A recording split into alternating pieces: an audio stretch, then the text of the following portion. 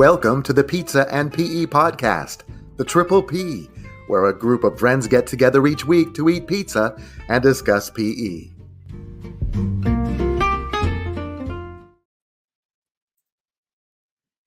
Hello, Keith. How are you? I am well. How are you? I'm doing fantastic. I'm better now that I'm home from Nashville, Tennessee. This past week, I had to go to the elementary and secondary principal conference, but it was in Nashville. So I had a great time, but it's always hard sometimes to be away from home. But Sure. I had a great experience. How about you? How was your week? Oh, it was wonderful. I just doing the grind work that we have to get ready for the opening of schools. Well, speaking of opening of schools, our guest today just recently released and wrote a book called What Kind of Teacher Do You Want to Be? And as soon as I read this book, I kept thinking to myself, what a great book to give to all those teachers that are the beginner teachers that go to that beginner teacher training in the beginning of the year.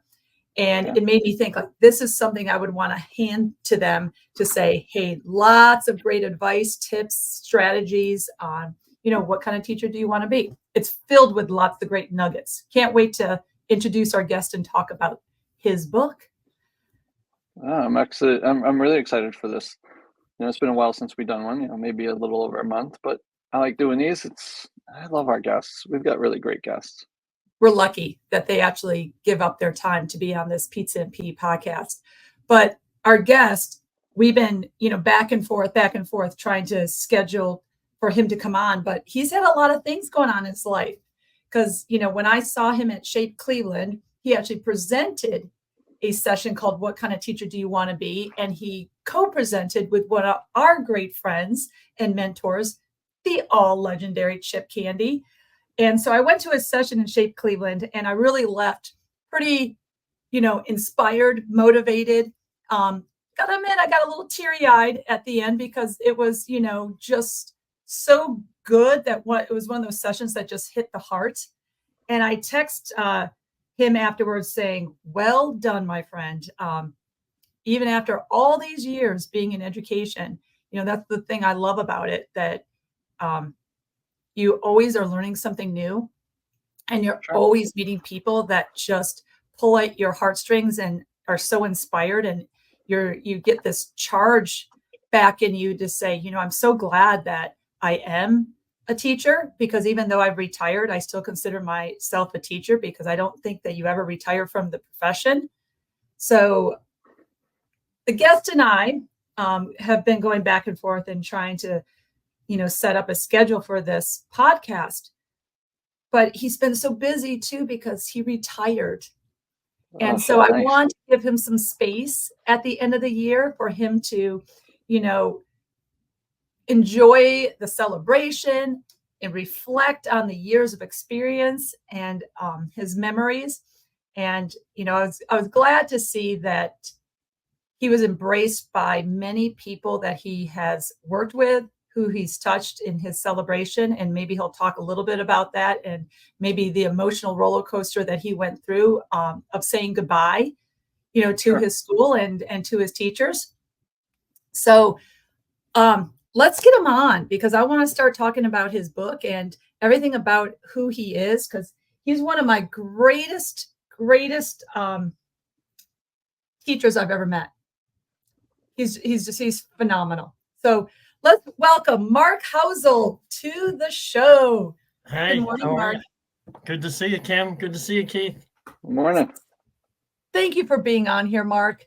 Really appreciate you taking the time. And I think you're in New Jersey, correct? New Jersey, yep. Born and bred. And I feel like we have a lot of people from Jersey on this podcast. Oh, yeah? There's something in the water. You guys breed really good PE teachers. I'm not sure if it's something to do with your teacher training and colleges nearby, or maybe it's because of your state association and some of the people that have influenced, teachers in your area. But yeah, Chip Candy, Mark Friedrich. You got John Smith there. You've got Ray there. You got so many people in your state that are so good. And viewers, I hope I, don't offend anybody for leaving your name out, because I know I've got a lot of friends in New Jersey, but you guys got it going on in there. You mentioned, some of the legends, Chip and John and Greg Montgomery, and I heard my buddies in Kentucky talking about how they've been standing on the shoulders of giants. Yeah. And Jamie Sparks in particular is the person that they mentioned. Well, we've been doing the same thing here in Jersey with Chip and John and Greg and all those amazing people that, success leaves clues. And I don't think it's a coincidence that there's so many awesome New Jersey PE teachers. We've been learning from the best all these years and, trying to take it all in, So, Mark, I was so excited to get you on stage that I didn't give you the warm introduction and a little bit about your biography. And I know you didn't go into teaching to get all these accolades, but I believe that when you become a great teacher, those achievements and awards and recognitions just come to you. You don't search for it. But I want to tell our viewers that, you were named the 2020 Shape New Jersey Elementary Teacher of the Year. You're also the Shape America Eastern District Teacher of the Year in 2023. I've talked about that you were an author of your newly released published book, What Kind of Teacher Do You Want to Be? But something that I discovered after purchasing that book, I didn't realize that you also wrote The Monster Game and Snails, Quails, and Animal Tales. So those are two books I still need to check out. I think they're more kid-friendly. Yeah, I think both, Snails, Quails, and Animal Tales for sure. But Monster Game speaks to the adults who'll be reading. It's all about, what happens when us adults get a little bit too into our kids' games. Oh. So yeah, it's a zinger. It's good message for the kids, but a zinger for the adults who'll be reading it to them as well. So. Okay, that's interesting, because when I do sessions at conferences, and maybe they're 45 minutes or an hour, or let's say a half day or full day district training, if you put adults in a tag game, right? Even adults, I think, like I always have to tell people, okay, now let's participate, comfortably. Let's not go all out, because adults will still be in competitive mode. And sometimes I fear like, okay, I don't want anybody to get hurt. But I think that's just something inside of us. So I'm looking forward to checking that book out. We're going to talk about your business too, that you have been a business owner of Housel FUN Fitness. And how many years were you in teaching, Mark?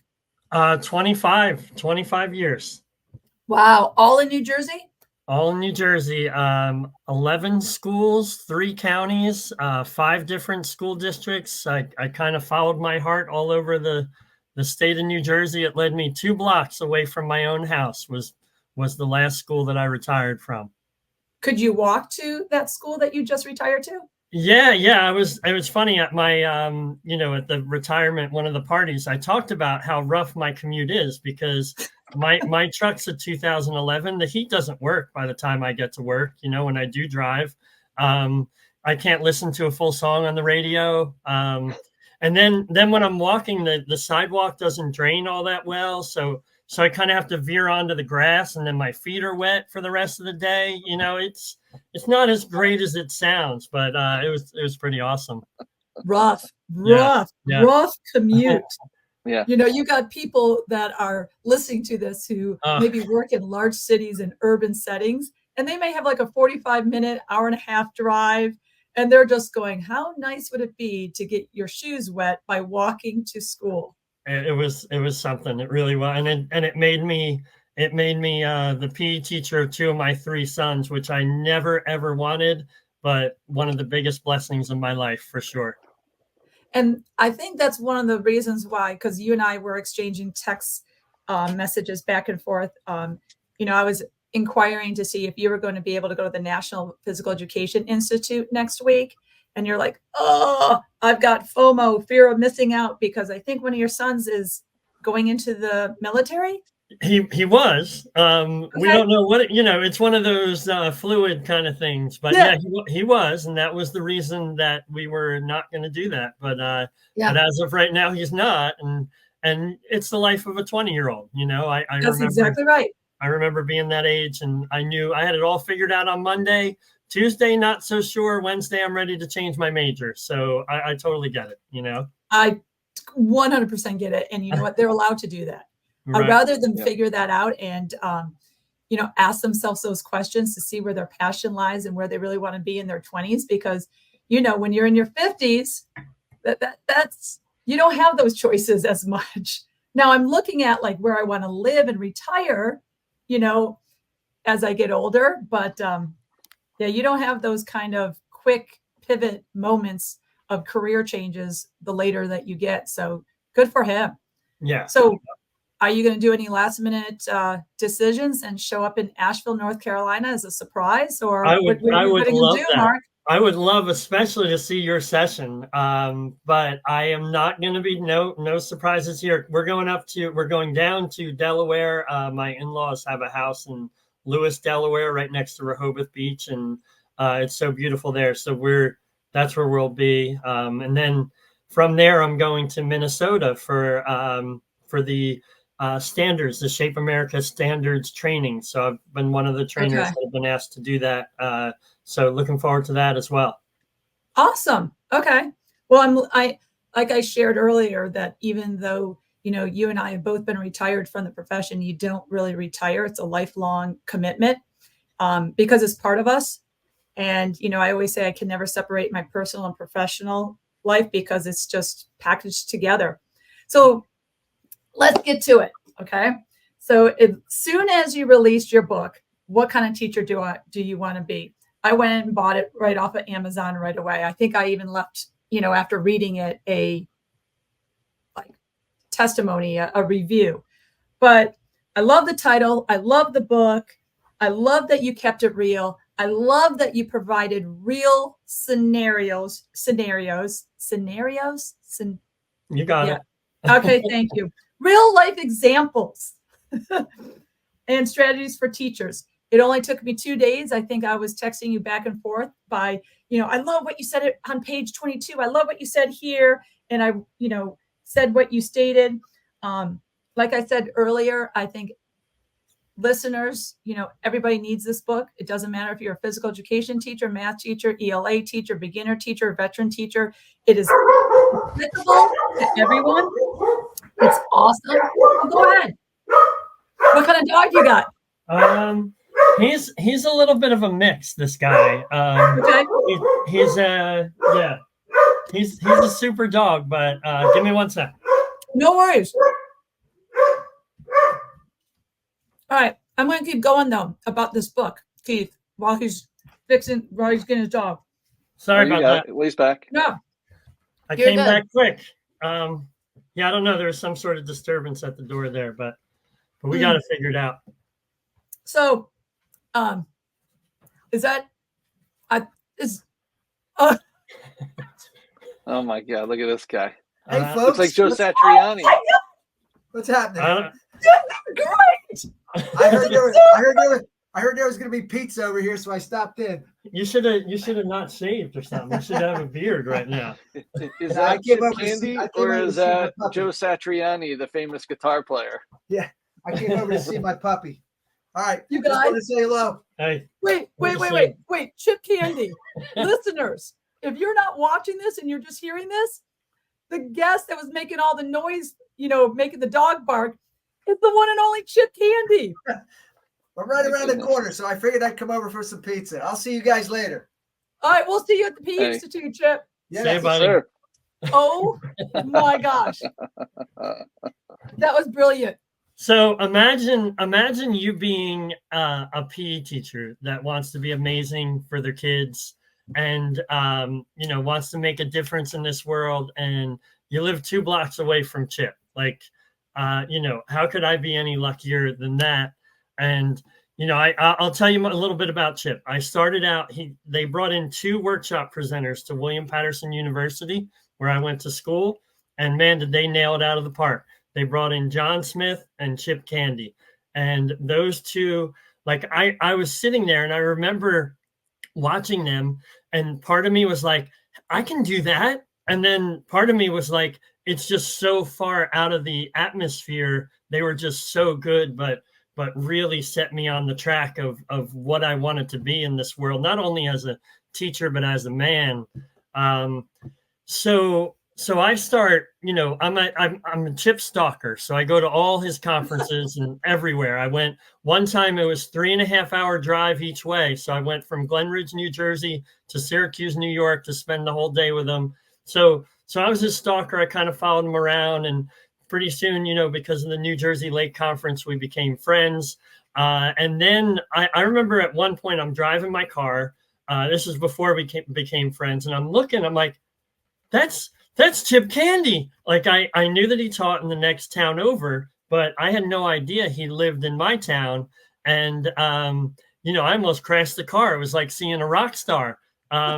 So then, we went from stalker to friends to walking buddies. And you could imagine any walk with Chip, it's like a workshop. I'm getting better every single time. And we walked this morning, and I mentioned we were going to be here. So of course that was his idea to pull this little stunt. So there you go. That is amazing. And that is a perfect Chip Candy stunt too. Mm-hmm. See, that's why I asked if you were going to be a little surprise visit in Asheville, because that would be a stunt. That would be cool. That would be cool. That would be very cool. So, all right. So let's get to your book on your inspiration and the title for the book. Okay. The newly released book, What Kind of Teacher Do You Want to Be? Also, viewers, inside this book, there are QR codes and links to like YouTube videos, TED Talks, blogs that go along with what Mark has written. I have not checked out all of them yet, but I love that you added that as like, hey, if you want to be inspired more, check this out. Because I could see these are things that inspired and influenced you to also reflect on what kind of teacher do you want to be. So what was the inspiration and reason for the book? Well, it originally started, I've been writing a teaching book for a long time. And then I started teaching at Monmouth University, and I took over. The professor before me was none other than Judy LoBianco, the person who you hear way before you see, because she's just a force. She's like louder, larger than life. And I mean that in all the best ways. And she was super helpful in getting me going with Monmouth. And the thing with her, she had this top 20 list. And I'm like, that's so cool. And I'm like, I'm going to make my own top 20 list for my students. And if you know me well, you know that a top 20 list was never going to work, because if you ever try to get a yes or no answer out of me, it's like near impossible. So the 20 list turned into a top 30 to a top 40. And then I started actually calling it my top 50th list. So I wrote this for my Monmouth kids. It was my top 50th list. And then it was growing into the 80s. And the title, What Kind of Teacher Do You Want to Be? is something that my Monmouth students get asked every single day. And it's like, hey, you're going to get up in the morning and you're not going to feel your best every day.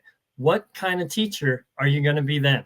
Or, you head into the faculty room and Debbie and Donald Downer and Wendy and William Weiner, they're all there. Like, what kind of teacher are you going to be then? And really tried to get them to think of this. And the catch to this is I never let them answer the question until the last day of class. That's when they get to answer that question finally. And again, it started out for my college kids, but I really wanted it to morph into something that could help a first year teacher to a last year teacher and every single person in between. Our original readers, I got a award-winning science teacher, a music teacher, and a third grade teacher, as well as Ray Ostrowski, also PE teacher, New Jersey PE teacher, read a little bit of it as well. I wanted to make sure that it wasn't just going to be for physical education teachers. I wanted to be for any teacher, anywhere, anytime. And it's been getting crazy reviews. I don't know. I mean, I wanted to write a book. Have you ever read All I Need to Know I Learned in Kindergarten by Robert Fulghum? Yes. So classic. That made me become a lifelong reader. I started reading that in college. I didn't read stuff, period. Mm-hmm. Like if it wasn't in the sports page, I wasn't reading it. I was just, it's a different point in my life, but I read that.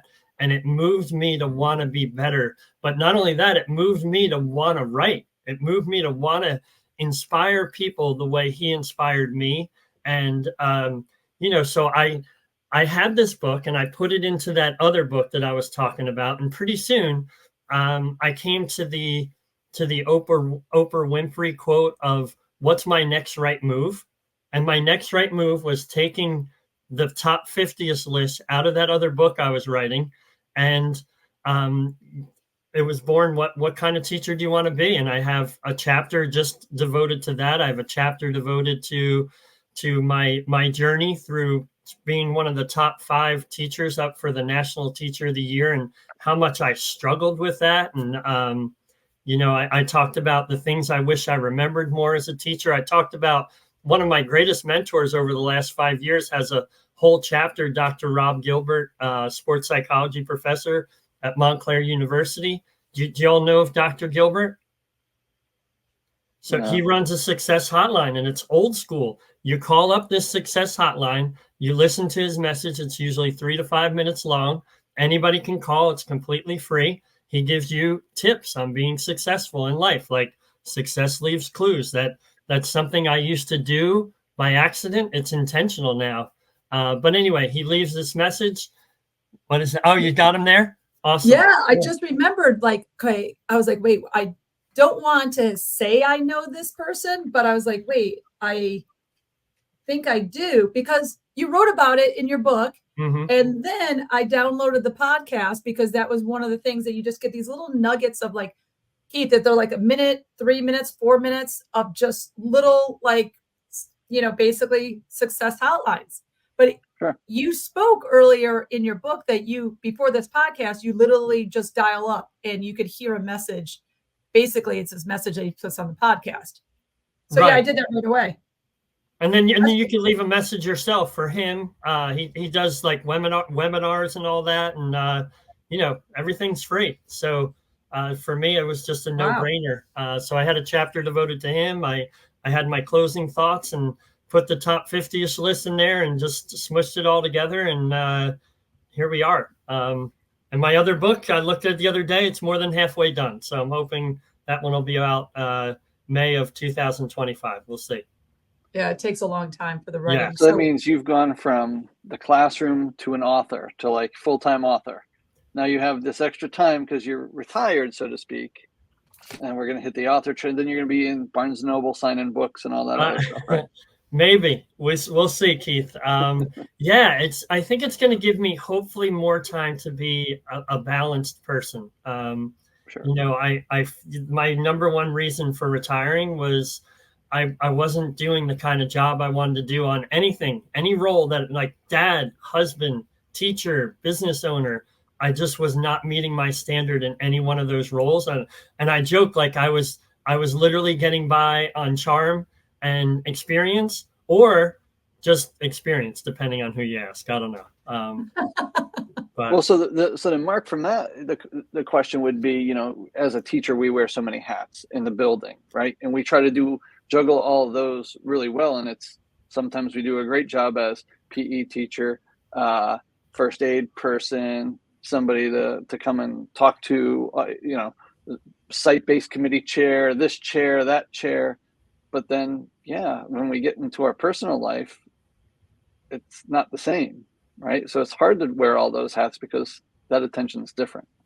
Yeah, it is. And all those people that are in your life deserve your best, in my opinion, and even yourself. Like these people all deserve your best. And for me to give a B- effort or a C+ effort on some of the things that I'm doing, I just couldn't allow myself to do that anymore. And that's number one. That's the number one reason that I retired. It's more something I had to do rather than what I wanted to do at this point in my life. I'm 100% at ease with the decision, but at the same time, I love my school and I love my kids, and I still love going there. I enjoyed every day this year that I went to that school, so the goodbyes it was tough. It hurt. It was like people were asking me, are you excited to retire?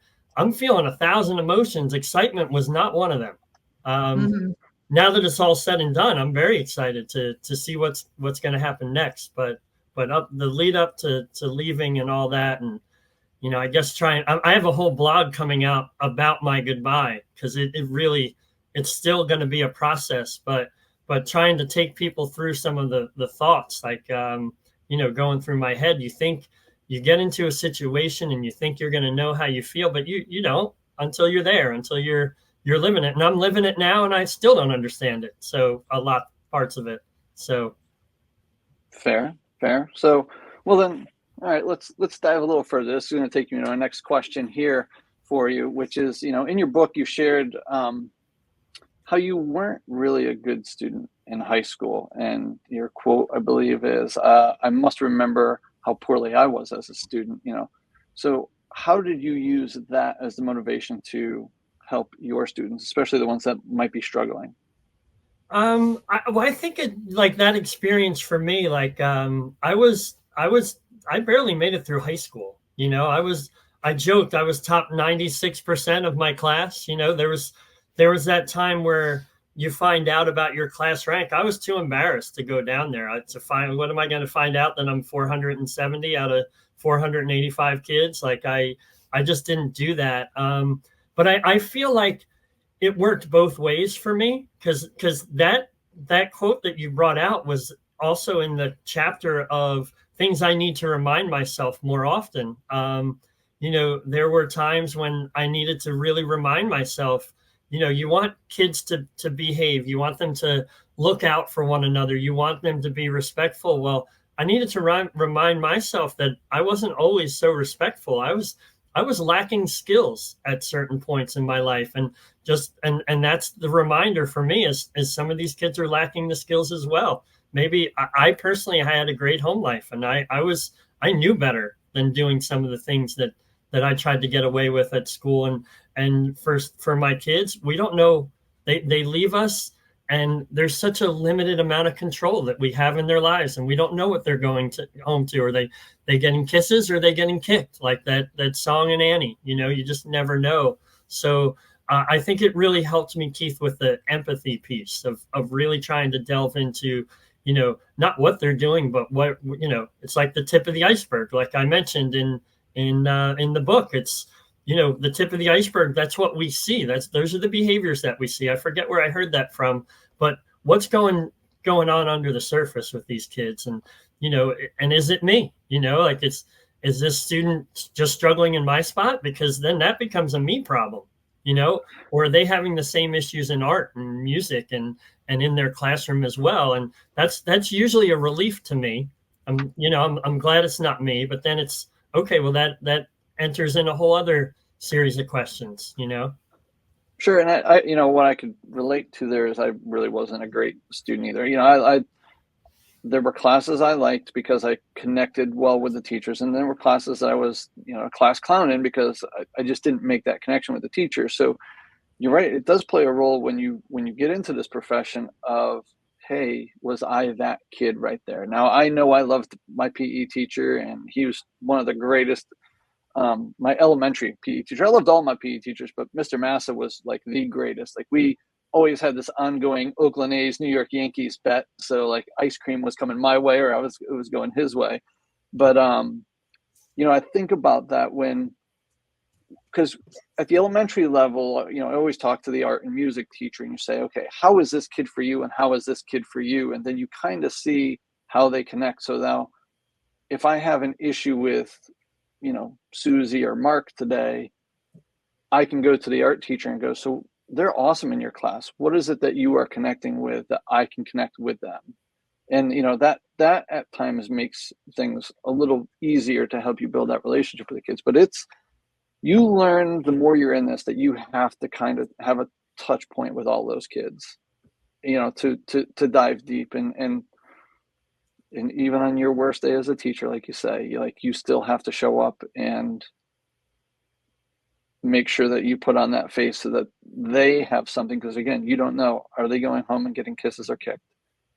And if you kick them and then they go home and then they get kicked at home, what's that set the tone for? Yeah, 100%. Yep. Yeah, I usually say for things to change, I have to change. And that's a hard pill to swallow as a teacher, because you think you want to point the finger at them all the time.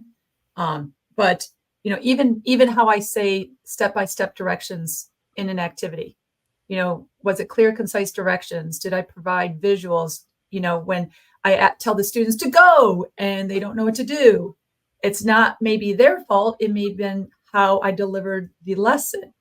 And so I think that is one of the biggest things to reflect on as a teacher on, okay, look at the student's behavior. Is it something that is just going on with the student? Is it something that I did? Is it something that is the environment? Is it something that I can control? There's so many compounding variables when it comes to student behavior, which leads me to the next question. That in your book, what really resonated with me, obviously the whole entire book resonated with me because I had tons of little Post-it notes. I had annotated, type of, writing on the sideline. I had little reminders for myself. This is a, great piece of, tip strategy. I had stars, all this other stuff, but is how you manage student behavior, how you handled student disputes, and how you dealt with, those students that are tattling on each other. And I'm going to read off some of the things that you wrote in your book, how you address those type of issues, sometimes by asking questions such as, and this is how you wrote in your book, would you like me to be a listener, or do you want me to add some advice? Would you like to brainstorm strategies in case this happens again? Again, you're kind of putting the onus on them and to self-reflect on their behavior. How about those who are tattling, right? They come up to you and they're tattling, and you just do a simple statement that you wrote, thanks, I'll keep an eye out for that. Simple. I mean, I wish I knew that. Thanks, I will keep an eye out on that. Then they probably just go off and play, and they felt like their voice was heard. Great line, Mark, by the way. And then this one's great. And this will be my last one. And I'll have you answer the question. It's interesting that this behavior bothers you because I've witnessed you do that to others. Jim. So talk to me about how you learned these key phrases or questions to manage student behavior. I would say it was the hard way. It was, I think it comes back to Keith has a problem. He's like, oh, Kim's bugging me. So I bring Keith over. This is like first year teacher. I bring Keith over and he says, you're bothering him. So now I got Kim here too. So now I got you two, and you're like squabbling back and forth. And, Keith says maybe Johnny saw it too. And so now we got Keith and Kim and Johnny, and we got witnesses, and pretty soon we got lawyers and plaintiffs and the whole thing. And then eventually I was the judge, and I'd hit the gavel down, and nobody was happy. And it was just years and years of trial and error. My favorite way to deal with this, it's very conflict corner-ish, is, hey, Keith, Kim, I call them both over. Do you think you could have a respectful conversation? If they say yes, bam, I'm done. I am out of the situation. I step away close enough where I could see the body language, but I don't want them to think that I'm listening to every word that they're saying. I want to give them the freedom to do that. If it goes south, you can tell by the body language, I step back in. But the solutions that they come up with are always quicker, and they're always better than anything that I would ever come up with. I had a story this year. I was at another elementary school in our district, and it's been a really long time since I've been new. And you think about, being a new teacher somewhere, like I'm dealing with fourth graders. So I'm showing up in their lives in year 10, whereas at Beeler School, I've had these kids all along. They've had me for 5 years at this point. So I have these two fourth graders, and up to this moment, they seem like friends. They've always been very respectful to me. They've always been very respectful to each other. They looked like they were going to go at it, like they were going to fight, and like to the point where I kind of stepped in and kind of diffused. And I tried to talk to each. Neither wanted to talk at the time. But at the end of class, the one student was happy-go-lucky, like nothing happened. The other student was really, really annoyed still. So I said, hey, can you guys talk? And So they both agreed that they would be respectful, and they get like this close away from each other. It was like two boxers at like a weigh-in, and they're like staring each other down. And all of a sudden, one of them smiles, the other one laughs. Then there's like a chest bump, and they both laugh, and then they both go away. And I'm like, it's magic. It is literally magic. I would have spent 30 minutes trying to solve their problems while the other 18 kids in class lost my attention, or I could step to the side and let these two give each other a quick chest bump, and it's done. And really what the kids want is they want to be heard. They want to be acknowledged. They, sometimes it's just somebody's feelings get hurt. And, these conversations so often end with a handshake, a hug, a high five, and boom, they're off. And it's so brilliant. And, the first thing that you touched on was it was success leaves clues. I got that from my great friend, Paula Harrison, just a wonderful, amazing teacher, 4th grade, retired now, but she always wanted to know, like, what's my role here? What do you want from me? Like, so Kim comes over to me with an issue. Do you want me to be a listener, or do you want me to give you some advice? And it's a great one, because I love when the kids are like, oh no, I just want you to be a listener, because I feel like they're so empowered. Like, they tell me what's going on, and I'm just the listener. And now they go on their way, but they immediately seem to feel better. It's kind of like, you've probably had situations in your life where you talk to somebody and all of a sudden you feel better. When they ask for the advice, they're genuinely looking for advice rather than us giving unwarranted, unwanted advice. They asked for it, so they're going to get it. And, I try to make it as much as possible. If someone's coming over to me, I try to make it a one-on-one as well. I talked about bringing both people over. Keith, if you're annoying Kim, or I'm sorry, if Kim's annoying you, let's talk about you and me, talk about strategies. How are you going to deal with this? You're going to run into more annoying people than Kim. I guarantee you that, no offense, Kim. But I love the look. I've annoyed him many times. I love the look. But it's all practice. It's all trying to give them some scaffolding and some strategies. And, I think kids have power. Kids have power to solve their own issues. And what I think is, us adults, not only are they so eager to give their power away, but we're so eager to take it from them. And I just try to put everything I can possibly put back on them, because we want to make them better. I'm not going to be there. I'm not going to be there next year to help solve their issues.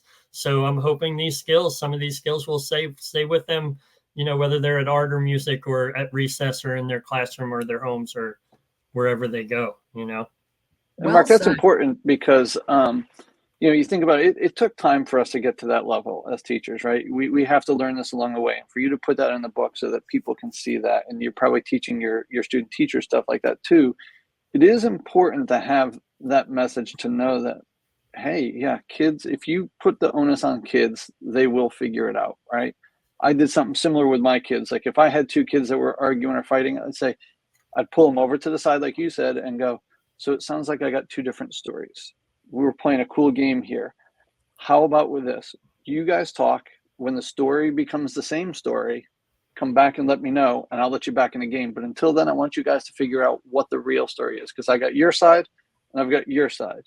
And depending on the game, it's over quick. Well, so what happened was, I was running and swinging my arms and I accidentally hit him. And it's like, oh. And then it's like, was that true? Well, yeah, I guess. And you're like, so again, are we?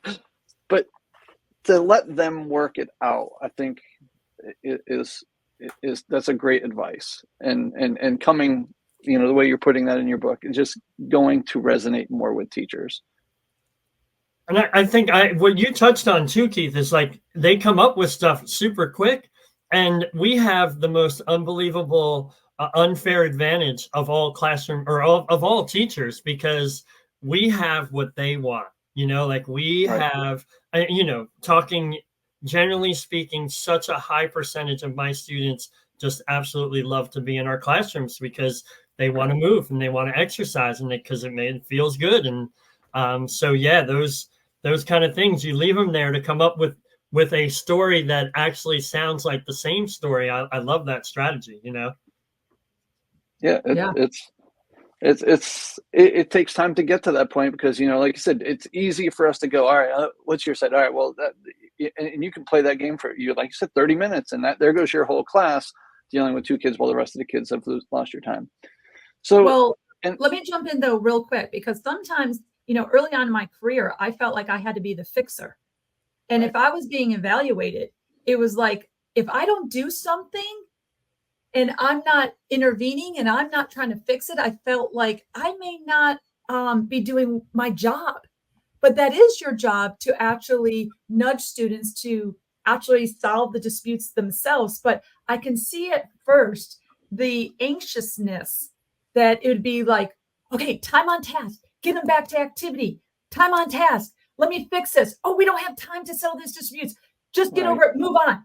You know, just try to quickly get it going, because if the administrator is sitting there with their clipboard, laptop, pad of paper, and they're just jotting down, you're almost like, am I not teaching or addressing this behavior by having students solve it themselves? And does the administrator really know what magic I'm trying to have, you know, appear? So those who are listening, that is something that you've got to allow yourself the, how do I say that? Allow yourself to do that. Permission. Give yourself permission to do that. And I think you'll go home a lot less burnt out too, because they're doing the talking and you're doing just kind of the eavesdropping, listening, watching, instead of, you know, talking all the time. I love your point. I don't mean to cut you off. I love your point because, you know, so often we come back with the kids and we're like, you know, again, trying to solve these issues, and nothing sometimes is the best thing that we could possibly do, is just nothing. But then I always find that I try to follow up, because then it's like, all right, so we did nothing, but now we want to follow up and see, well, how did it go, Kim? Like what happened with you and Keith from that moment on? And a lot of times you'll be like, oh, I just kind of ignored it. And, you know, it's over. Or you know, we talked about it, and, you know, I was wrong, he was wrong, or whatever they come up with. At least you followed up. But again, the nothing is something that it almost sends them the message that I trust you to come up with some sort of solution here. Right. Well, you know, and that's right. You know, and both of you are right with your points. And Mark, goes back to something you said earlier, is now, after that situation is solved, you have that touch point with each kid individually to say, okay, so how did it really go? And that does bring you back to readdressing that problem that you had. But all of this little side note takes me into my next question, which teed this up perfectly, because in our profession, a lot of these little things that we have to deal with, especially at the elementary level, is because of competition, right? It's a he said, she said, or I'm better than this. So I like your perspective about competition and mixed messages, you know, where we've got to tell kids, you know, it's okay to want to win, but it's also okay to be disappointed when you lose. So how can you expand on that? Well, that's funny, because earlier on in my career, not even all that far ago, but maybe 10, 15 years ago, I would be like, hey, is it okay to want to win? And the kids would be like, yeah. And I'd be like, yeah. And then they're like, no. Like, they had no idea how to answer that question. Why? Because we had completely beaten the competition out of them. We were like, all things cooperative, no competition, that's it, done. And, you know, we talk about these pendulum swings in life. Sometimes, you know, we get a little too far one way or the other. You know, I made a joke in the book, like, we tell the funniest things to kids. Games are they're not for, you know, it's not whether you win or lose, it's how you play the game. Or winning and losing doesn't matter. Oh yeah, winning and losing doesn't matter. Hey mom, hey dad, hey coach, hey ref, how come you act the way you do if winning doesn't matter? I want a little kid to just ask that question to a bunch of irrational adults one day, because winning, it does matter. Winning's fun. Winning is when you get something that you want that makes you feel good. And winning is one of those things that people want. When you lose, that's disappointing. And when you don't get something that you want, that is disappointing. We don't want to win at all costs. We don't want to jeopardize integrity or safety or anything like that. We don't want to spend the next day, week, month, year, upset because we lost. But at the same time, we send it's almost like we're trying to mess with these kids. Are we really trying to mess with these kids? Because we're saying one thing and then we're acting completely different. So which one is it, mom and dad and coach and whoever it is, these adults? And, I am an ultra competitive person, and, something that I am still a work in progress with all this stuff. And I tell my kids, I'm like, do you know who one of the worst sports was that I knew growing up? They never guess me, because I'm the one who's always trying to bring out, all these awesome moments in our games. It was me. People think when I tell stories about smashing rackets and things like that, they think that I'm like over exaggerating. I am under exaggerating. Like, I was an awful sport. And I love you too, Keith. I love nothing more at the end of the game when I don't say it. I don't say, hey, go give out the high fives, but they're already doing it. That's brilliant. Like, games are fun and they should be fun. And they're not, nobody's getting a scholarship here today. And a big thing that I always say to my kids is, the games will never be more important than the people who play them, period. They will never be more important, or the people who ref them, or the people who coach them. Those games are not more important than those people, even though our society tends to send very different messages about that. So I agree with that. And, that's, again, another point comes from that is we like to play games and we keep score because we do want to kind of teach them that, hey, you may lose, right? You may win. But sometimes you got to bring that perspective to the kids, which I think ended up working for me was, so before we get into this game, we're playing soccer, I'd find out the kids who played soccer. I go, so when we play this game, does everybody here play soccer at the same level as you? No. So you got to remember, some of the people who have never played before are on your team. Your team is going to be as good as the people who have never played before. So if you throw somebody in goal who's never played soccer before, they're going to give up a lot of goals, and you can't be mad at that. But if you help them, and I think that put a different perspective on the kids, they were like, you're right. So then it didn't become as, well, we'll say cutthroat, if you will, in the games, but they do have to understand that not everybody plays at their level and everything. Like, they might win in soccer today, but next week when we're doing gymnastics, somebody's going to flip all over them and they're going to be like, well, I'll just do the log roll. Oh, okay. I just love that you mentioned this in your book and you have this perspective, because when I first met you, I viewed you, and I still view you this, because you do a lot of team building, a lot of class, communication and cooperation type of activities, problem solving. And for you to have this perspective and say it out loud that probably many of us feel, but we just don't know how to say it, to be, I guess, where we're not banned from our PE profession. Winning doesn't matter. It's all about how you play the game. I'm so glad that you say that out loud, but you explain it so elegantly that we have to teach our kids how to lose gracefully. It's okay that you're excited that you won, and it's a life skill, just like it's a life skill on solving conflicts and how you manage student behavior. So your whole instruction I view as like a life skills laboratory, Mark. It just dawned on me, like, you really have, life skills lab going on in your PE classes, and well done. I appreciate that thought. It's kind of, you hit the nail on the head. Like, I've always been hiding as a physical education teacher, and my goal was just to make better people, or to try to make better people, to bring out, the goods, I guess, and the kids that's in there. We just got to bring it out. We're not putting it into them.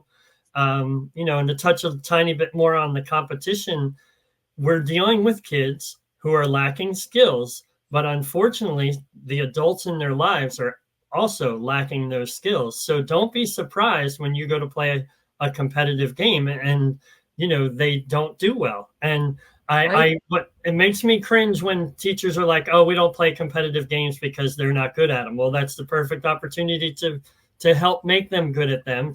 And competition doesn't always have to be you versus me. There's so many, as you know, there's so many ways you can compete against personal bests. You can have different level competitive games, and some games are just fun to play. Like, they don't have to be competitive. And, you know, the kids, a lot of times they'll be like, what's the score? I'm like, I really don't know. I don't know. I wasn't keeping track. You know, like, that's another thing that I put back on them. You want to know what the score is, and you remember what the score is, you know. And then I love, that's a good one. Yeah, that's a really good one. Yeah, I don't know. Huh. That's a really good one. Mark, you're a business owner of Housel FUN Fitness. I think there's a purpose behind this of placing the word fun before the word fitness. Why'd you do it? Why'd you open this business? What services do you provide? And why did you put the fun before fitness in your title? All right. Well, we started back in 2007, and I wanted to do family fitness workshops. I wanted to get people up and moving away from their devices. And that's such a big integral part of what we do. The fun, for me, the fun always has to come first, because if you're not having fun, then why do it? I was a health teacher only for 3 years in Bordentown, New Jersey. And I remember when I first got interviewed, and they first gave me the job, I was like, can I spray paint? They had me traveling with a cart. I'm like, can I spray paint this thing? And the principal looked at me kind of funny. She's like, yeah, I guess. And so I spray painted it all school colors. I had vegetables and fruits hanging from it. I had a radio. And basically, if I was wheeling my health cart down the hall, this is literally one of the biggest compliments of my entire career. I would see teachers see me coming, and they would be closing their door because they knew it was about to get loud and obnoxious. And for me, it's like, you know, who in their right minds on this planet would ever want to learn about the layers of the skin if they're not having fun doing it, period. So that, you know, the fun being first, the fun's always first, because again, like, you know, we're trying to make people's day better. We're trying to change their mood. We're trying to get them to understand this is why you feel better. You know, like if I go to your town right now and I ask 100 people, what's the funnest thing they've ever done in their entire lives? Not one of them is going to tell me a video game, not one. And not one of them is going to tell me about a movie that they watched. 0 people will do that.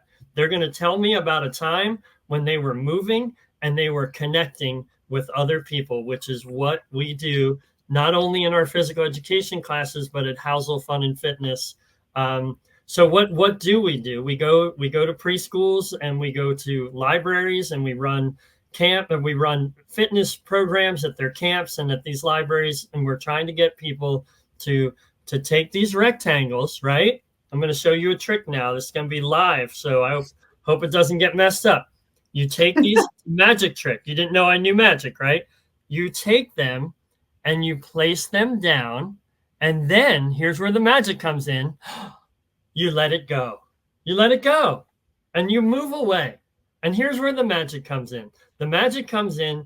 Now we get to do all those other things that humans do, like draw and read and play and build and create and exercise and do all the other things that make us humans who they are. That's the message that we try to send out. Before COVID, we were doing school assemblies. This was always one of my dreams. I remember being a kindergartner and looking up at these performers and being like, I want to do that. I remember that. And sure enough, I got riffed back in 2013, which is when Housel FUN Fitness really had to take off. It didn't, you know, it was a necessity at that point. So I started school assemblies. I wasn't teaching for 18 months. I swore I would never, ever go be a teacher ever again. I was that bitter about getting pushed out, I guess. But I went and did these performances in front of 500 kids, and it was so cool. Like, the rock star status that goes along with that, but also the message to send to kids to find that balance. And so we'll be getting back to that. We're also going to be doing author visits, and the name of the show is From Class Clown to Published Author. I think that my story is one that kids need to hear. I do. Yeah. You think you get bad grades? I made up bad grades. I invented bad grades. Like, that's what I was. Like, I was a clown in the circus, and I was going nowhere fast. And, a thing that's brought up to me a lot, and I mentioned this a lot in the book, when people who know me now, when I'm publishing a book, they say I'm not surprised, or I got Teacher of the Year, I'm not surprised. Well, I'll tell you what. You go to Toms River, New Jersey, I could round up an auditorium full of people, teachers, people who knew me, parents who knew me, students who learned with me. They would be very surprised that I was able to accomplish all that I've been able to accomplish. And again, it's where you are now. And I think that's a big message to teachers. Try not to make an opinion based on where this kid is right now, because, man, you never know what people are capable of. I was going nowhere fast, and now we're talking about a book that I wrote. That's crazy, I love it. I love it. I love the fact that you're going to speak on a personal experience to provide hope to students who may not have their name or be called up on stage because they did not get on the AB honor roll, or I don't know. What other academic achievement awards that I used to just sit in the assembly going, not me, not me, not me, not me, not me, and done. Like, I always thought that I just was not a smart person, where I don't think it's about smart. It's about being talented. I wish we would change that language of just like embracing the talent and potential of every single student. And for those viewers who are listening and did not see Mark's magic trick, I was following along, and I really thought there was going to be some kind of smoke or something, like poof, and Mark was gone. But he was taking his rectangle device, which is a cell phone. And basically he was sending the message, put the cell phone away and connect with others. Use your hands to draw, use your feet to walk, use your face to express yourself, be theatrical, connect by disconnecting. And so does that sum up a lot of what you do then at Housel FUN Fitness? Yeah, 100%. I mean, we move and we play and we have fun and we talk about, like, how do you feel now? Like, we even do a movement experiment. We're moving, and all right, well, give me a wave if you're feeling better than you were before you got here. And it's 100% waves. Well, why is that? Well, you just changed the chemistry of your brain because you're moving and you're connecting and you're smiling and you're having fun. And then you're saying that you did this also with families too. So you're strengthening that family bond and connections, and just making them more connected with one another. I love it. Do you do, so if somebody wants to reach out to you, I believe your website is Housel FUN Fitness. It is houselfitness.com. Houselfitness.com. And then I think there's a service tab and stuff like that. Do you do professional development training and workshops for teachers? And if coordinators want to get a hold of you, could they? I do. That's the last thing I've left out. So thank you. So yeah, I do teacher workshops, and it blows my mind. Like, I don't even know, like, maybe in the last year and a half, I've been to 8, 9, 10 states, but for me to not know, that's mind blowing in and of itself. And of those states, I bet you 6 or 7 of them I've never even been to before. So yeah, I've been moving around and doing teacher workshops. We do staff training for camps and schools, and it's all that message about getting kids to feel better by moving and having fun. But I tell teachers, like, if you are looking for like a long wordy PowerPoint, I'm not your guy. You came to the wrong place, because we only know fun. That's all we know. We only know how to make learning fun, and that's it. So, Mark, I would a lot of school districts have a separate funding source for beginner teachers. I think it's a federal funding source where they have to, go 2, 3, 4 days before all the other teachers come back, and they have a beginner teacher support week or beginner teacher support training. And I would encourage coordinators to reach out to you to provide those type of services throughout the year, because you would be fantastic. Obviously, you'll be fantastic in other trainings and workshops, but I think I would be trying to tap into those funding sources to try to get you to be able to come and to train, and then to even have checkpoints throughout the year, even if it's, online.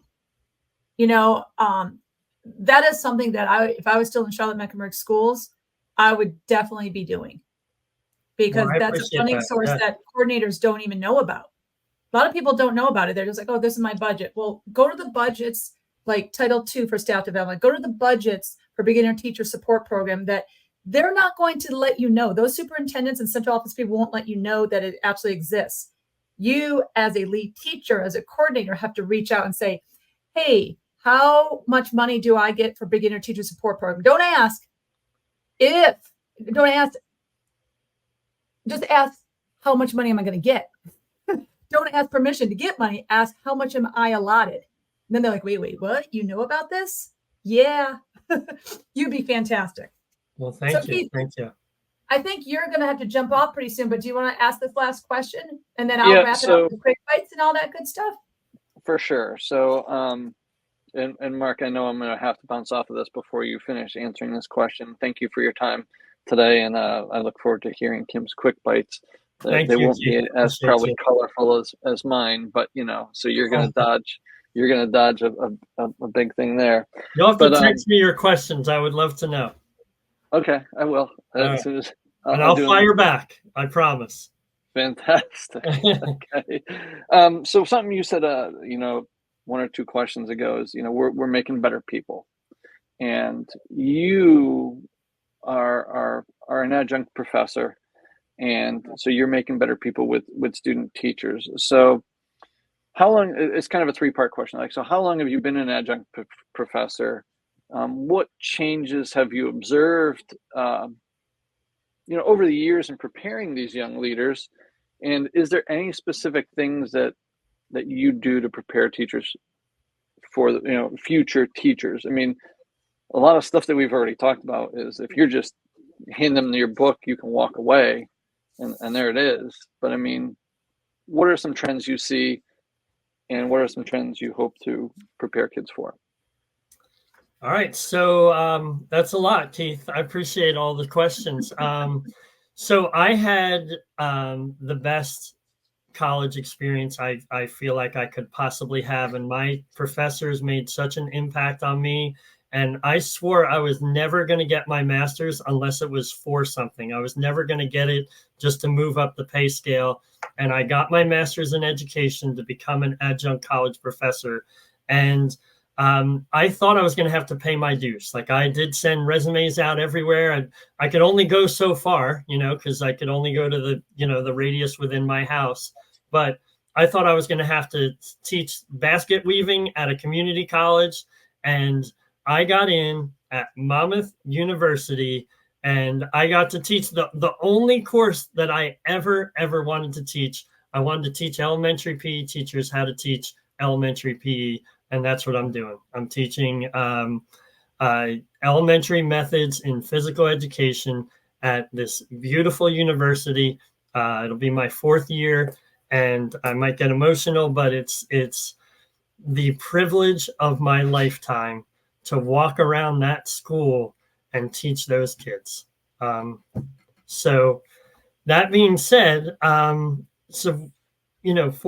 into the 4th year, I wanted to always be a gap filler, because I felt like as much as my college experience was amazing for me, I got a lot of theory when it came to teaching, but there was so much that I needed to learn once I got there. And I wanted to to this day, I want to try to fill in those gaps. I want to, I have 25 years of experience where maybe some of my college professors had 1 or 0. teaching actual kids. They've been teaching, Mhm. us big kids, I guess, for all that time. I had one professor who had 25, 30 years in as an adapted PE professor. That's the one that I really, Dr. Dye from William Patterson University. Man, did she teach me so much about what I needed to know and what I needed to be. So that was a dream of mine to become that. And, I feel like it's just like my K-5 experience. I learned more from my college kids than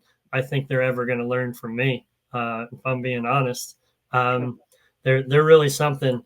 As far as trends go, our program seems to be awesome, and I feel like wanting to get them out to stuff more. Like I've been around the country. I see Winona University is a university out in Minnesota with Dr. Christy Malley. She brings a troop with her. Like she's like the Pied Piper of college kids. Like she is like the pantheon of college professors for me.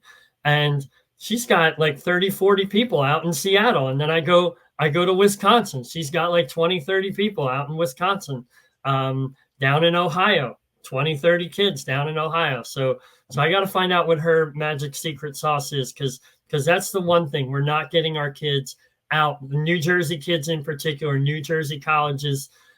Chip and I was presenting with one of the greatest teachers of all time, and we should have had 300 people in that room last year in the Future Professionals Conference, and I believe we had 10, and maybe 8 of them were PE teachers. So Wow. That's a trend that's disturbing to me, and something that we'll be working on.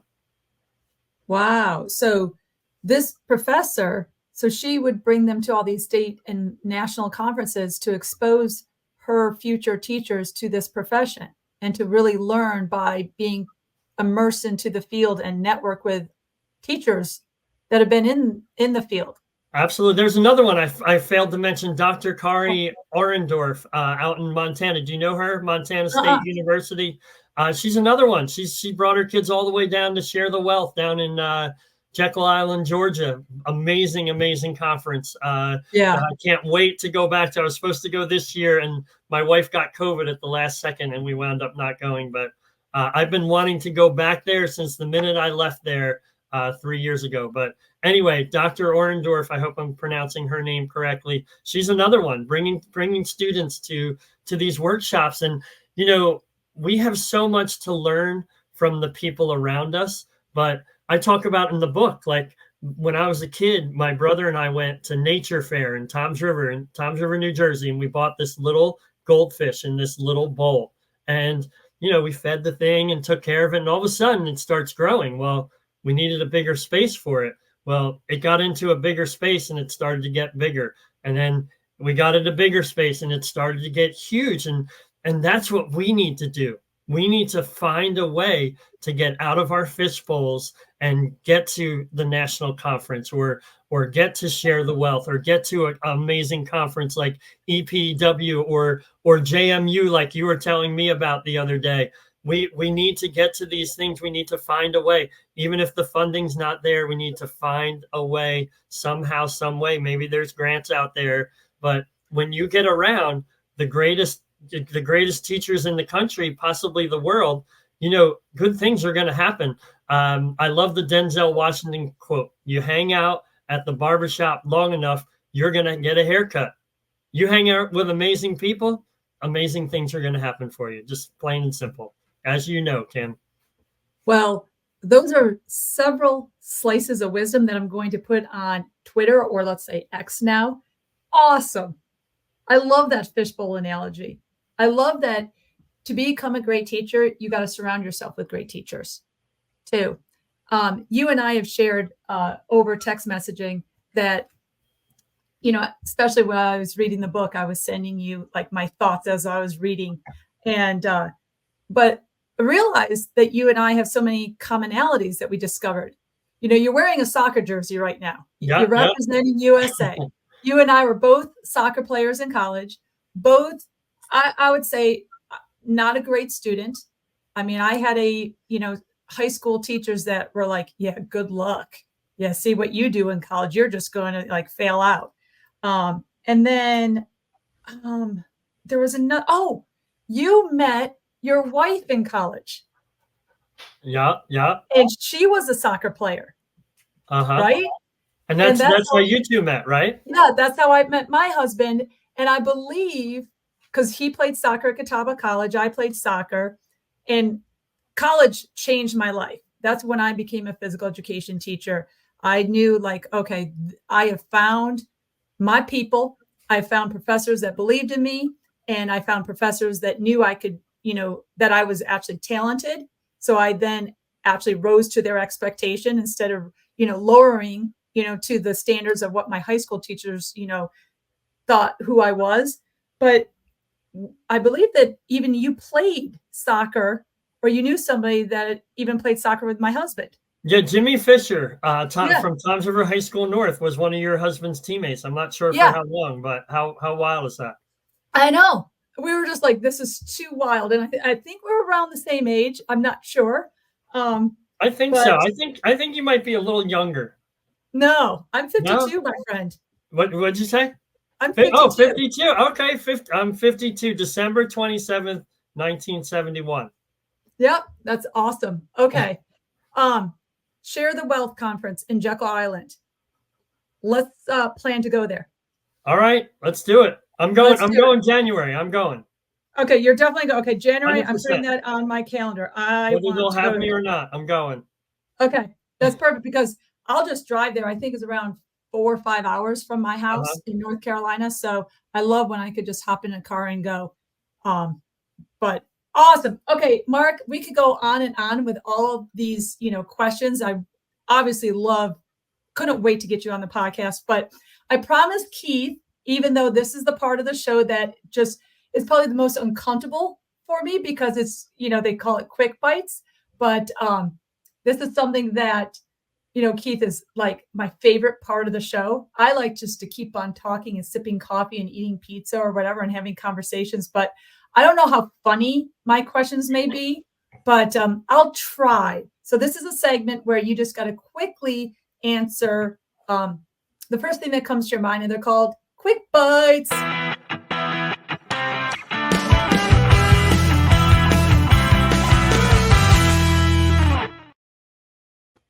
All right, Mark, you live in New Jersey. You have 4 seasons. What's your favorite season? Oh, summer. Okay, so right now. Okay. Favorite meal. What is your usually go-to meal? Oh, really? Pizza, number one. Yeah. I really struggle with going south and eating pizza too, by the way. No offense. No, I 100% agree. When I go back to New York, that's the first thing I want is just pizza. And I'm from upstate New York, so I don't have that, New York City type pizza, but I still have really good pizza in Rochester. Favorite movie? Oh, yikes. I'm going to have to go with my all-time favorite, Wizard of Oz. Really? Yeah.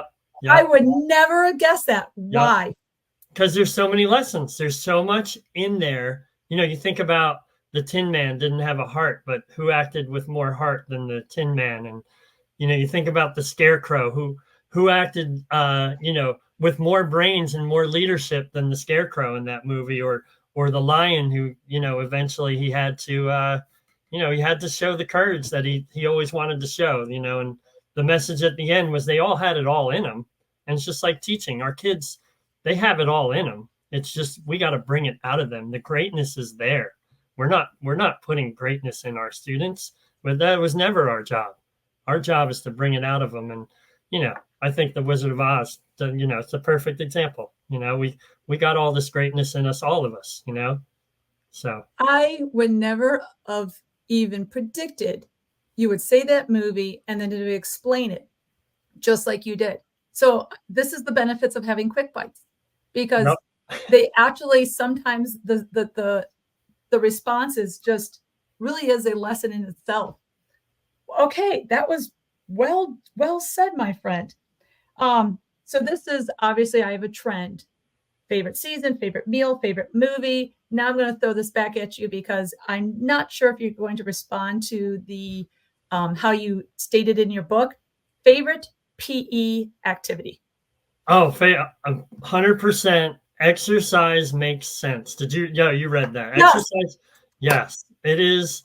It is literally something that I could do with my kids.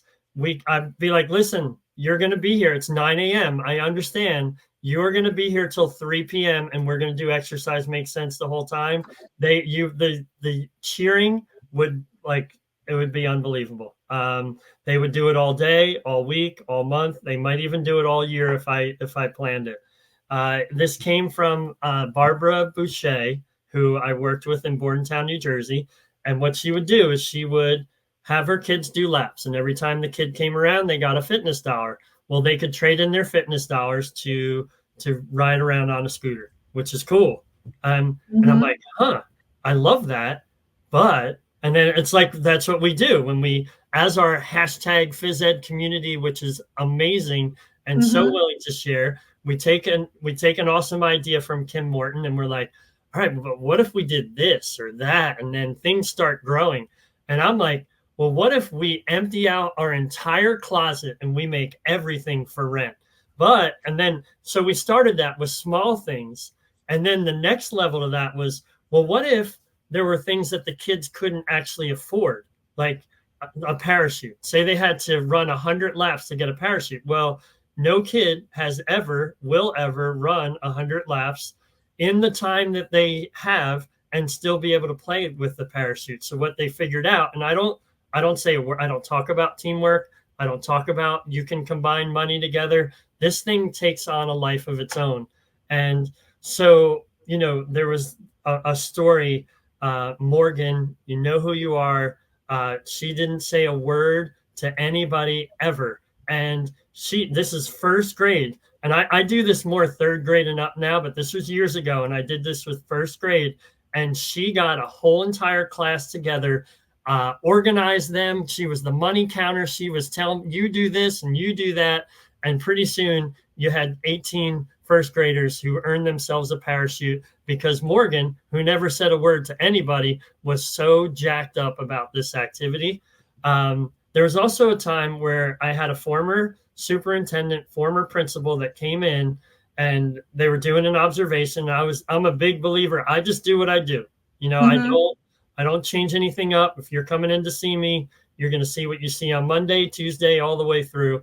And so this person saw me do this activity and he's like, that is the best lesson I've ever seen in my life. And which was amazing, like amazing compliment to get. What was I doing? Nothing. I was handing out money and I'm like, hey, Kim, what's up? Hey, Johnny, how's your sister? Well, how'd your softball game going? I did nothing in that activity, but set up an amazing, everything that I did was the setup.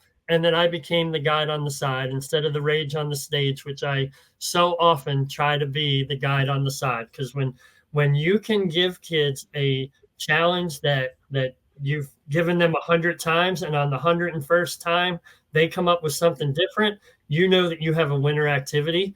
And there were always times where the kids were like, hey, Mr. Housel, why don't we, this was a couple years ago, what would you give me if I helped hand you out money or helped hand out money with you? Handing out money and trying to get the kids to buy things is difficult. So I'm like, I don't know, how about $3? And he's like, you'd hit the lottery. So for 3 minutes, he handed out money to all the people coming by and he earned $3 for it. And then he was back off doing his thing. And there's just always different ways that the kids completely blow my mind and take this game to the next level. It is, there's so many activities. This one's a mile above all the rest for me. I love it. That would be one. I'm trying to visualize this on how to showcase this activity at a conference. Have you ever presented it?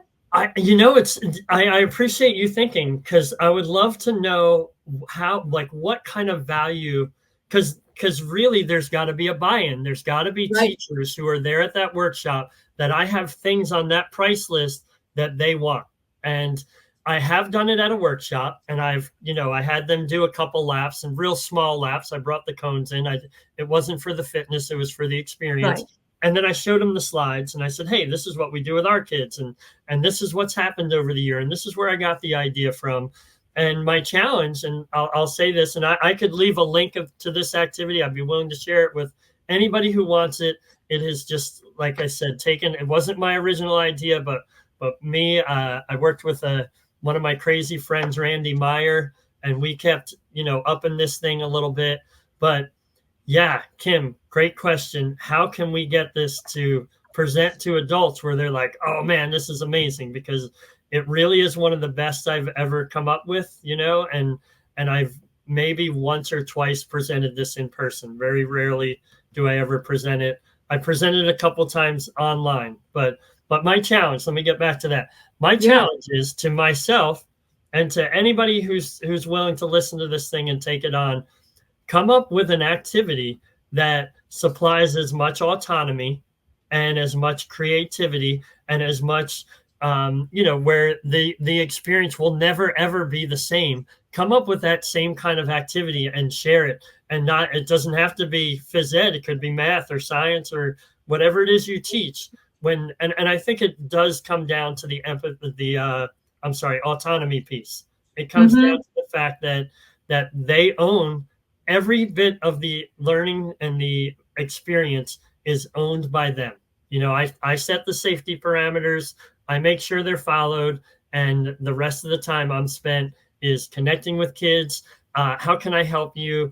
Hey, what are you saving for? Oh, I think Kim's saving for the same thing. So now I've, made a little bit of a link, and, I just love it when the kids come up with all these things that have just, you wouldn't have planned. You wouldn't have thought of yourself, I think we've got some listeners that may be able to chime in and to provide some guidance and more activities of what we're talking about. So listeners, this is what we're trying to do, providing more autonomy for students. But I was thinking about also the challenge of presenting exercise makes sense. And I think you spell it CENTS. So it's, relating to the currency and money. And this would be, I think we can do it, Mark. I'm visualizing it already. At Share the Wealth, have the title of the session, Exercise Makes Sense, right? I could load up all this PE equipment in the car. We could bring it, okay? We could tell the participants your role is to act like a student, like, something like that. But then we can layer it, after doing the activity, because typically conference sessions, 45 minutes, 50 minutes, about an hour, right? But we can layer that with even some more activities that have money and currency. I do an activity that way back, Mark, in 2000 and let's see, when did I stop going from elementary to high school? 2006. So in late 90s and early 2000, did a game called Bank of PE, where they're throwing objects into different buckets and they were worth $1, $50, $100, and so forth. Simple, but it was one of those things where they were so engaged and motivated to earn something, a token of money, even though they didn't walk out the gymnasium with it. It was just something. So we could bounce that and have the session name, Exercise Makes Sense. Maybe you get another session too. What kind of teacher do you want to be? So, add that one, because that one was, that was so good. That was so good. Are you going to be my agent, Kim? I will. I'm your agent. I'll do it. Yes. I'll do it. Awesome. I'm going. So if you fly there or whatever, I'll bring all the equipment that you need. It sounds brilliant. I love it. I'm gonna contact Kim and Don and see if they'll be crazy enough to have me there again. Yeah, seriously. Let's see it, because Don Puckett is the one who organizes it, right? Yeah. Yep. Yeah, I've been there twice, and it's just special. Jekyll Island is like you're beamed back in time or something. Yeah. It's just something magical about that place. Especially in January. It's off season, but those from up north, you are dealing with the snow, gray skies, and to be out of that and just go somewhere where it is still off season in Jekyll Island, but it's warmer. You're just putting a layered coat on. You're maybe just wearing a long sleeve t-shirt, but it is so special. Jekyll Island, Share the Wealth is a great one. We talked about PE Institute. We talked about Health and Physical Activity Institute and JMU.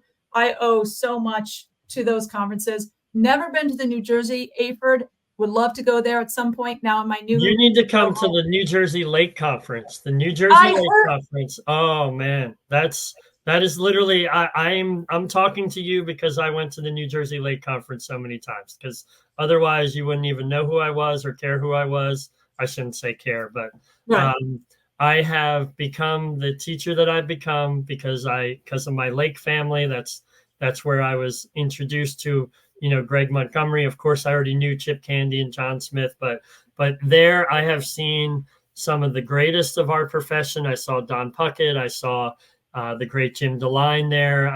Yep. I saw, who else did I see? Kevin Tiller. I saw, you name it. I saw them there. JD Hughes, Scott Williams. Man, I'm forgetting people. Who's the kinesiologist? Texas. She's amazing. Jean Blades Moisey. Jean Blades. I saw her. Oh, I can't believe I forgot her name at that moment. But yeah, I mean, you talk about, Pat Vickroy from California. These people helped shape me into not only the kind of teacher I am, but the kind of human that I wanted to be. And not only that, even my New Jersey Lake family, that is a special conference. And we got quite a crew for this, quite a lineup for this year. So you might have to head up. What's that? When is it? It is October 21st and 20th or 21st and 22nd. Let me look. It's the Monday and the Tuesday that I'm talking about. October. All right. So since we're almost had the same type of career, but in different states, and you named all these people that we have surrounded ourselves with and gone to see conference and participated in their sessions, and had the courage to even go up and talk to them. At first I feared, like, you're the person that, wow, you are like my idol. Do you ever pinch yourself to know that you have become one of those people, Mark? I think the first time that I ever presented in front of John and Chip and Greg, that was definitely like a pinch yourself moment. I think another one was going out in Seattle and being like, and I'm just playing in an activity and somebody's like, hey, you're Mark Housel. And I'm like, crazy. I will deflect that answer and I'll say, Kim Morton, you are one that I looked up to way before I ever got to meet you. So to be here on this is so cool and so circular for me. Well, it's going to be a continued, friendship. And I don't look at myself that way. And I truly don't. I just look at somebody who's goofy, who loves a crock pot recipe. I always tell people my favorite dog breed is a boxer, and I love the Buffalo Bills. And I just love what I do. So it's like, there's so many people that have paved the way that I just feel like I got to pay it forward. And I just want to help teachers and solve problems and help students be the best they can be, just like you. So Mark, I really, really appreciate you coming on. I could talk to you all day, and I know I'm going to be, seeing and catching up with you in person someday. Jekyll Island. Yeah, Jekyll Island for sure. And I'll never forget that I was in a session in Seattle, being a participant. I forget what session it was. Maybe Chris Walker was presenting or something. And you just tapped me on my shoulder and said, hey, I want to introduce myself. My name is Mark. Chip Candy talks a lot about you. And I'm like, wait, what? How do you even know me? Because I like to be sort of like the person on the side. I want to play, I want to participate, but I just want people to be like, okay, that's just somebody that's just wanting to have fun while they're learning. So I'm glad that you tapped me on the shoulder that day. And I never realized how much our friendship would grow then from that moment. And it really didn't really grow until Shape Cleveland, when I was like, holy cow, Mark, you blew me away in that session. Thank you. That was good. You failed at just being the person on the side. You failed miserably at that. I know I did. Yeah, I did. Good for you for that, huh? Yeah, I guess so. I'm going to at PE Institute. I'm going to take one of your activities that you did. Yep. I did it at Virginia, and it went really well. But I'm taking one of your activities, so thank you for sharing. And I did not create that in any way, shape, or form, but I love that you're doing it. No, I totally get it. That's what we do. But putting a little creative piece to it in the background. So I'll be thinking of you at the PE Institute, and I think it'll be live streamed or recorded, so you'll be able to see, a little shout out that I'm going to give to you. So, Mark, I really appreciate it. You too, Kim. I know that we're going to see each other and talk to you soon. All right. See you. Thank you so much. Bye. Take care. All right, folks, listeners. Now you see why I just couldn't wait to get Mark on this podcast. Keith had to go to another meeting and jump off. But as always, I love to wrap up the Pizza and Pea podcast with some aha moments that I've had. I take tons of notes while I'm having a conversation and learning from our guests. So one of the first things I wrote down is I really loved how he made the comment about, what kind of advice do you want me to be a listener, or do you want me to give advice? And so I actually marked this one. Where is it? I got papers everywhere, you guys. Okay, wait. Oh my goodness, I have everything. Okay, what would you like me to be, a listener, or do you want me to add some advice? I actually marked that one in the book to say, this is how I'm actually going to ask my husband when I need, just to talk something out, or maybe I just need to get something off my chest. And usually my husband would want to give me advice, and then I'm upset because I just want him just to listen. Let me be in the moment of my feelings and my emotions. And usually he wants to just fix things for me because he wants to help me. But now I've learned to say, all right, hon, I just want you to listen right now. And I think it's best for me just to get this off my chest. And I think I'm going to feel better, but I don't need any advice from you. So I think that one is actually a really good tip, that can last a lifetime. And also, obviously his perspective about competition, the mixed messages we send to students, that one, I think he made the comment we're not helping kids by avoiding competition, because competition is part of life.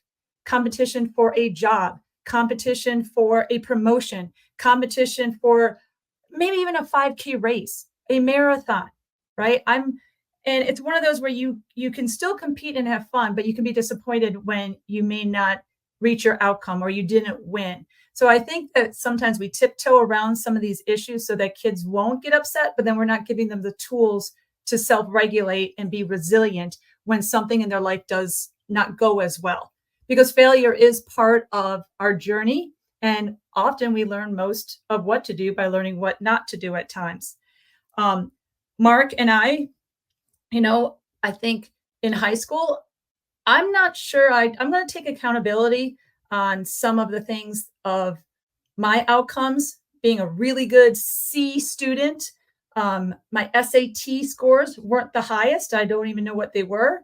I'm embarrassed to probably even say if I remember what my SAT scores were, but I'll take accountability for some of my shortcomings in high school. But I'm also going to say that I don't think I had any teachers that really saw me and really connected with me and even said, you're a good one. I believe in you. And I think those messages of hope can do a lot with kids, that sometimes we can look at a kid and say, oh, this person has this last name. I had their older brother or older sister, so I bet you that this student is going to be just like that student I had years before. So I don't expect much out of this student. I think that's very dangerous. And I think that every student wants and can learn, but do they have somebody that believes in them? And I think it took Mark and I into college that we truly fully blossomed. A lot of people think of me now as sort of a book nerd, and I read a lot, and I did really well in college, and I even went on and got my doctorate degree. My high school teachers will probably be like, I wouldn't believe it if you told me back in 1990 when I walked across the high school and graduation stage and barely got my diploma. So there's my aha moments, everybody. I really appreciate you listening. And as I usually always say at the end of these podcasts, Slice you later.